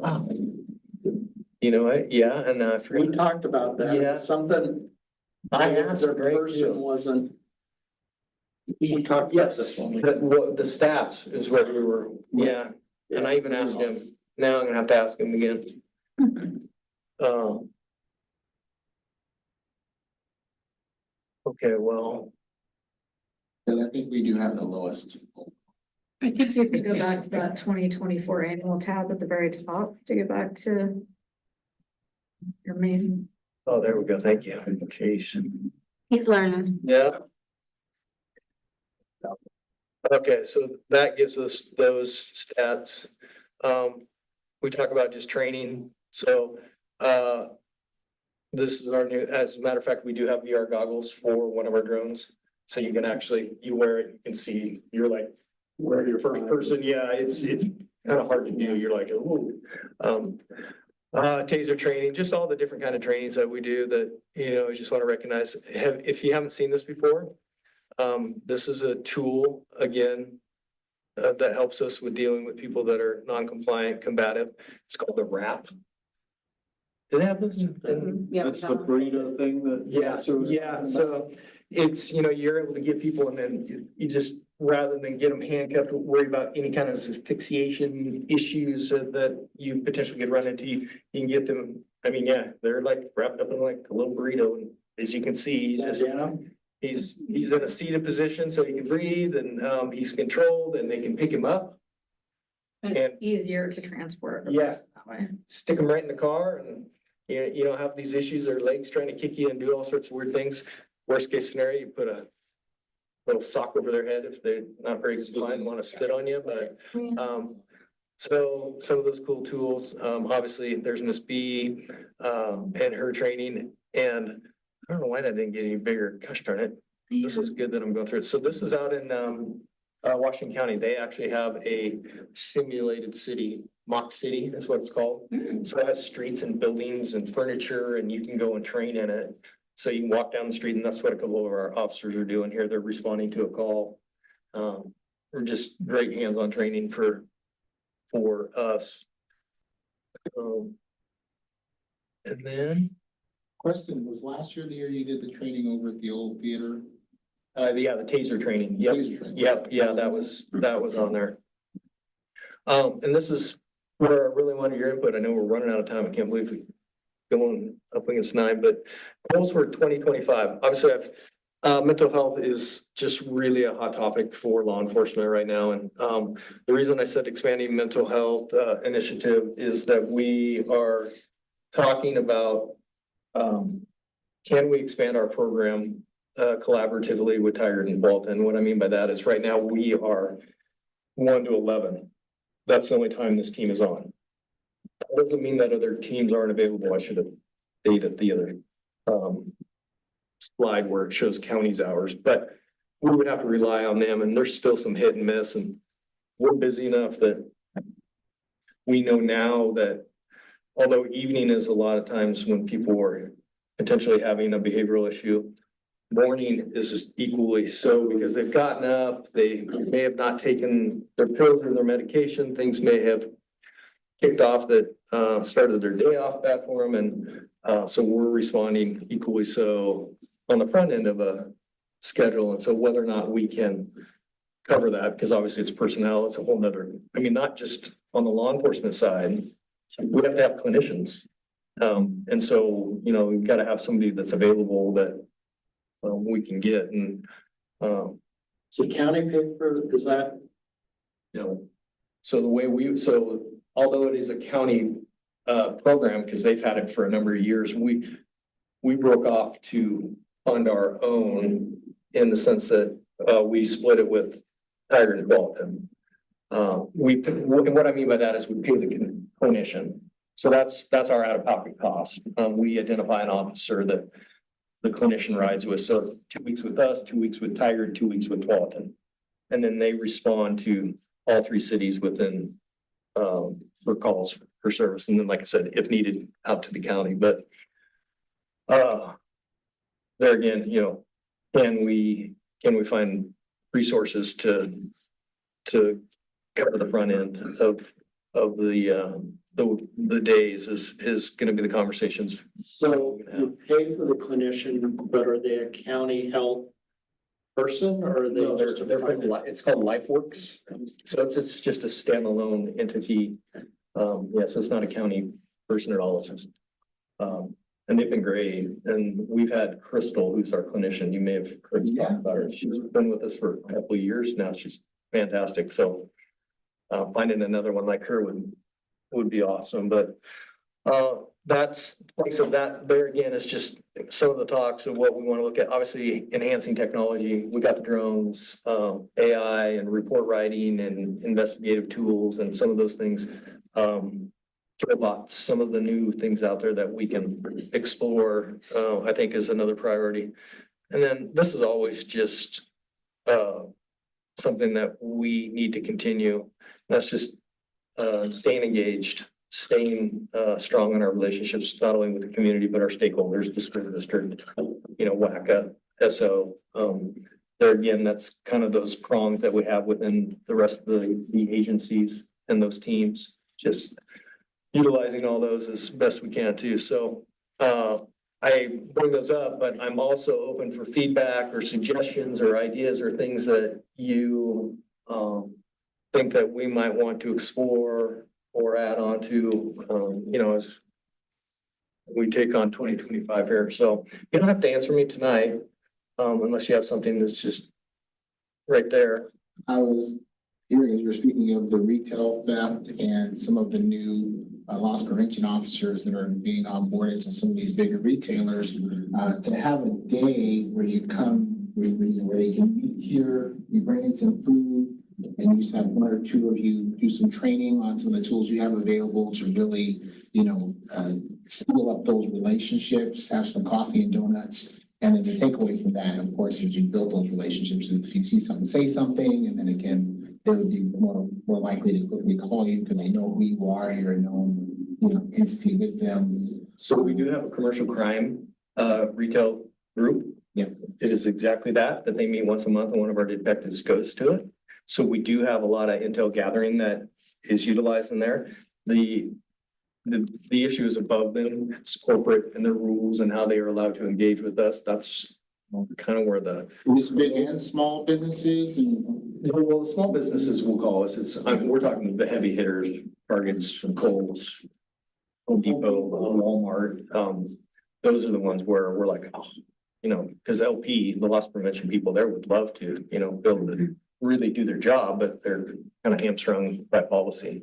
But yeah, we try and stay engaged and connected as far as info sharing.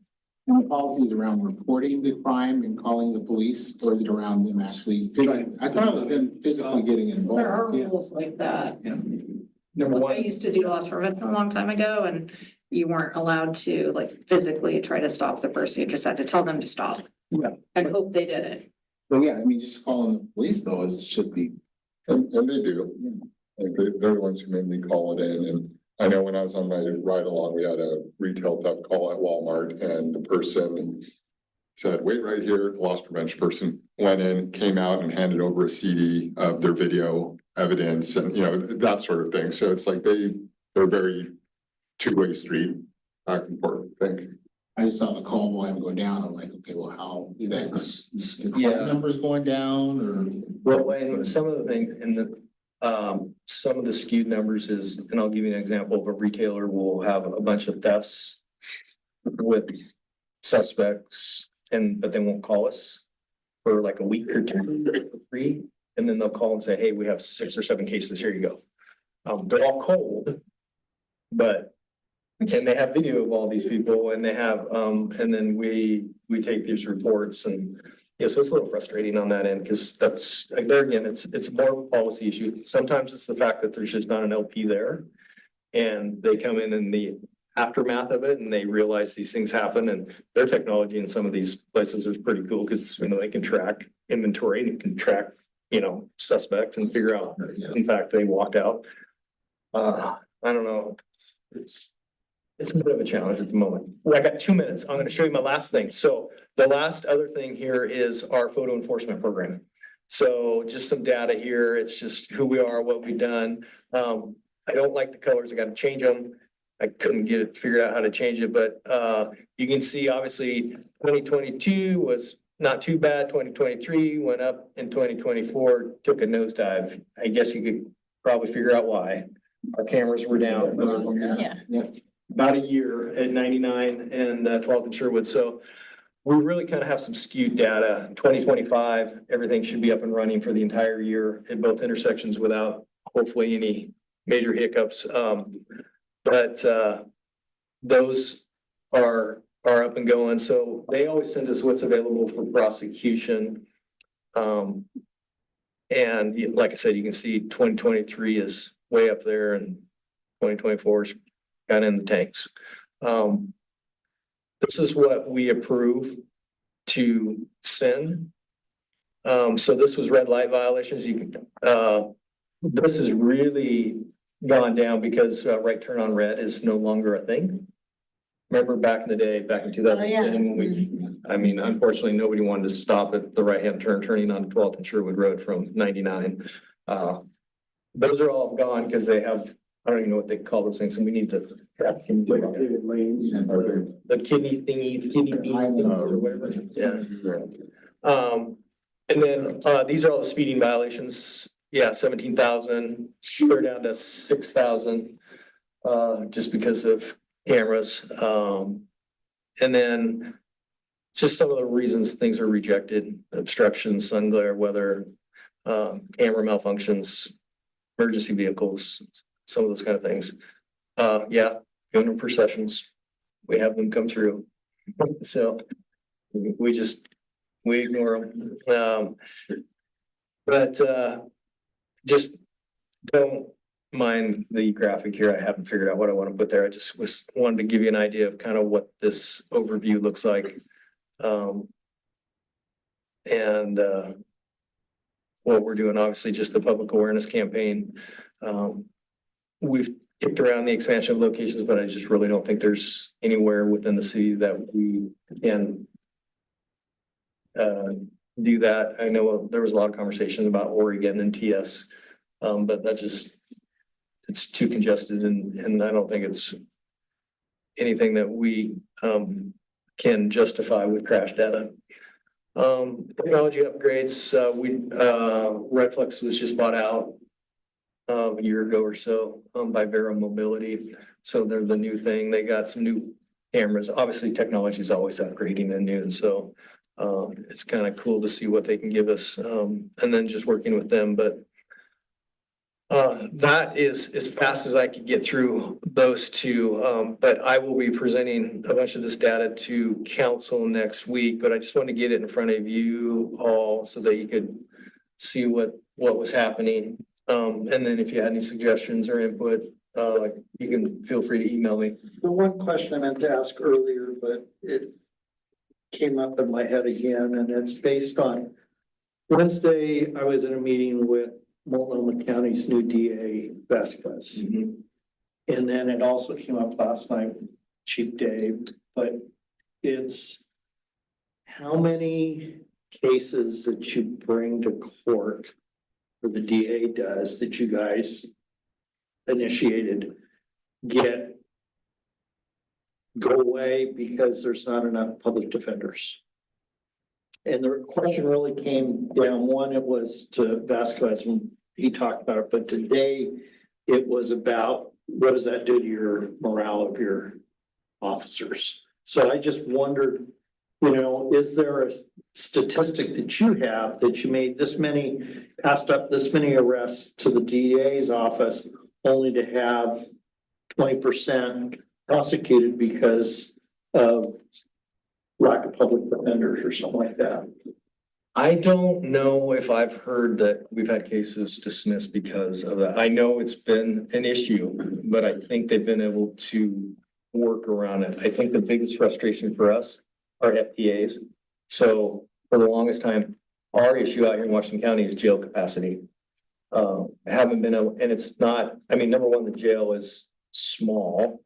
But it's never been at full capacity for a number of years, and that's just because of personnel issues. I know they're ramping up and they're getting better and they're starting to open up pods, but the challenge is in the direction for us was cite and release.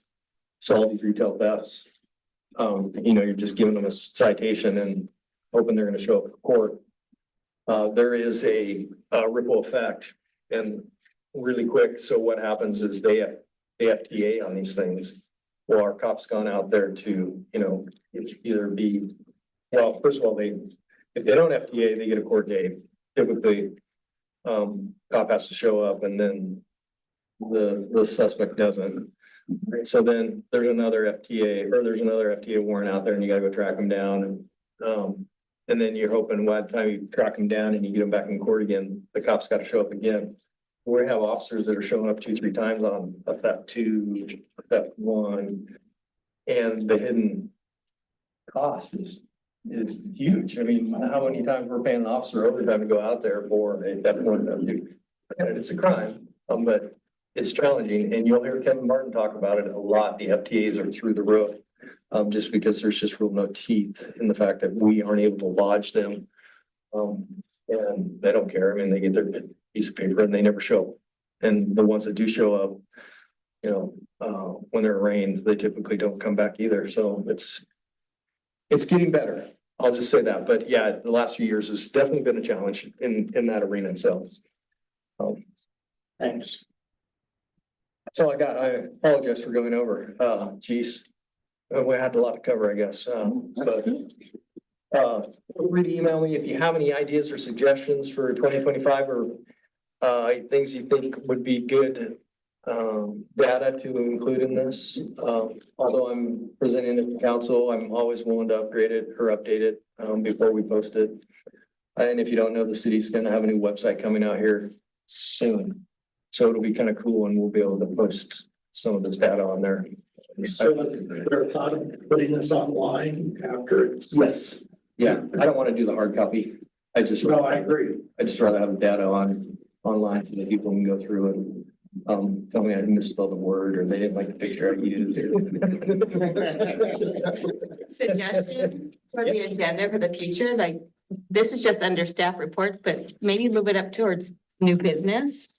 So that your stuff is far more important than my council report, like. So that you didn't feel rushed to have to get through yours. Just my suggestion. We don't have new business on. Under business, what is it? Under business. Just business. Okay, yeah. I didn't see the word new, so I was. Sorry, business. Anyways, just a Okay. suggestion. Yeah, no, that's a good idea. Oh, well done. I like it. Yeah. Yeah.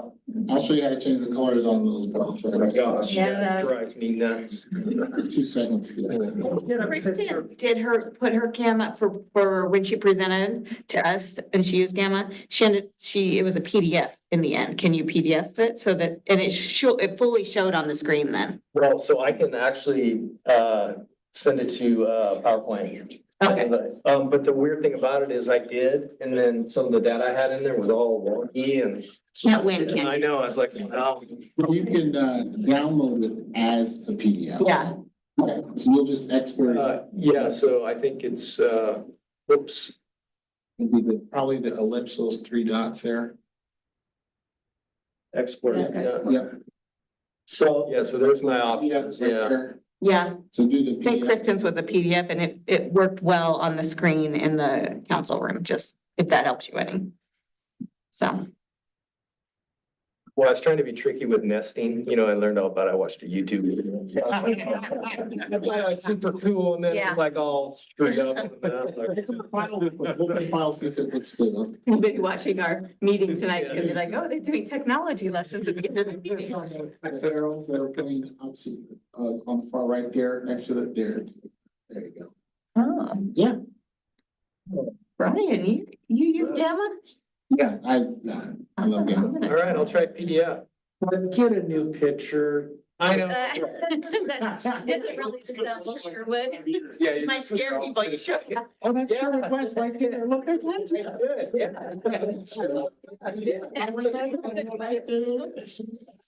All right, I'll let you know. Oh, okay.